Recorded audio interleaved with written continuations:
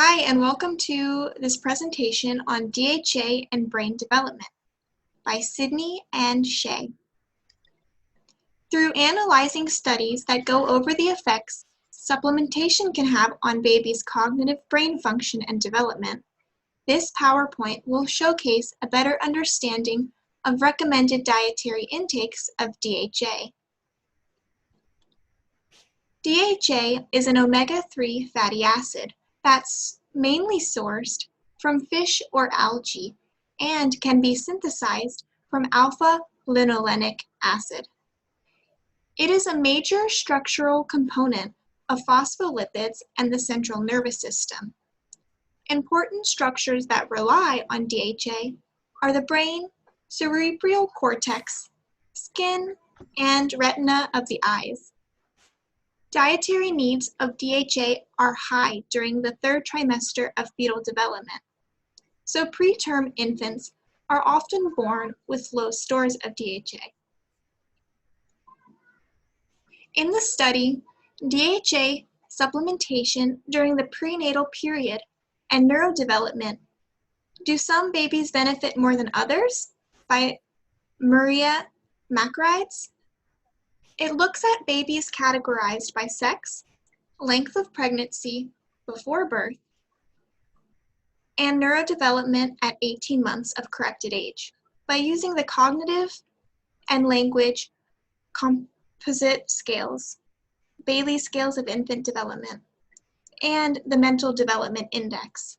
They evaluate memory, problem solving, number concepts, and language skills. Inclusion criteria includes babies born less than 33 weeks premature. Exclusion criteria includes babies born with any cognitive or chromosomal abnormalities. Some babies were given DHA supplementation, while others were given a placebo. The study was broken down into two trials. The first was DHA for the improvement of neurodevelopmental outcomes in preterm infants. Lactating moms took either 500 milligrams of DHA or a placebo.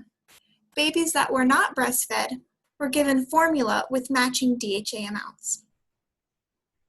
Trial 2 was DHA to optimize mother-infant outcomes, where pregnant mothers were given 1.5 grams of DHA from mid-pregnancy until birth. The study results are shown in the graphs.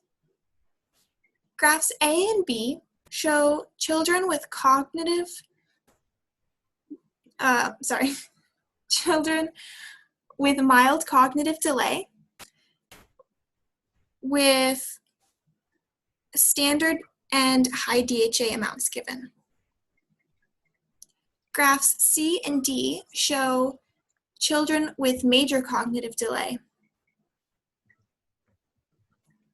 In the results for the first trial, it's seen that higher DHA significantly improved the mean mental cognitive development, especially in girls.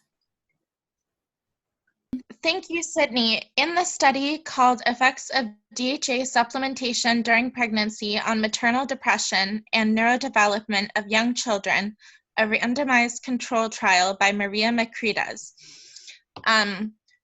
This study took place in Australia and collected data from 2,320 pregnant women and 694 children at 18 months postpartum.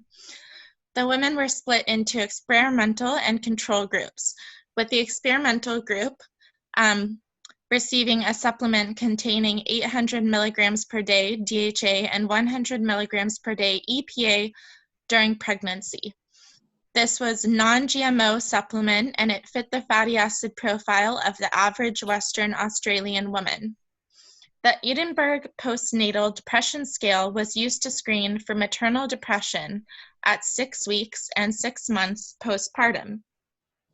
Although a high EPDS score cannot in itself confirm a diagnosis of depression, A score of more than 12 indicates that they probably have a depressive disorder. A secondary analysis compared the percentage of women who had been diagnosed with depression in the past or were receiving treatment for depression at that time, as reported by them during pregnancy and at 6 weeks and 6 months postpartum. So they, accounted for if people already had depression or were seeing somebody for that kind of thing. Neurodevelopment in the children was measured by psychologists using the cognitive and language composite scales of the Bayley scales of infant and toddler development, which includes sensory motor development, concept formation, memory, problem solving, language skills, and exploration and manipulation. So let's talk about the results. The amount of women with maternal depression did not significantly differ between the control group and the group given DHA supplementation. However, there was a difference. See, 9.67% of the women in the DHA group had postpartum depression compared with 11.19% in the control group. So less of the women experienced depression when given the DHA supplement. However, the results were not statistically significant. Now, the neurodevelopment of children from mothers who supplemented with DHA did not get higher cognitive scores, significantly higher cognitive scores. However, there were less instances of developmental delay in this group. Also, the DHA group had fewer preterm births and more postterm infants requiring obstetric intervention, and there were less babies of low birth weight. Maybe the recommendation to consume DHA during pregnancy is being given without enough evidence from large cohort randomized control trials to back it up, especially statistically significant evidence. There's a need for more research on this topic. I would also like to say that in this study, the impact of low intake was not considered and could be crucial because that's really what the dietary guidelines are basing their recommendation of, is to avoid deficiency. Another thing is the mothers' diets were not analyzed for how much of these nutrients they were consuming. So I think it would have been a good idea if they did a dietary intake questionnaire for all of the women and analyze their dietary intake as well. Recommendations. During pregnancy, 9% of alpha-linolenic acid is converted to EPA and DHA, which means that EPA and DHA must be consumed through the diet or supplementation to get adequate amounts during pregnancy.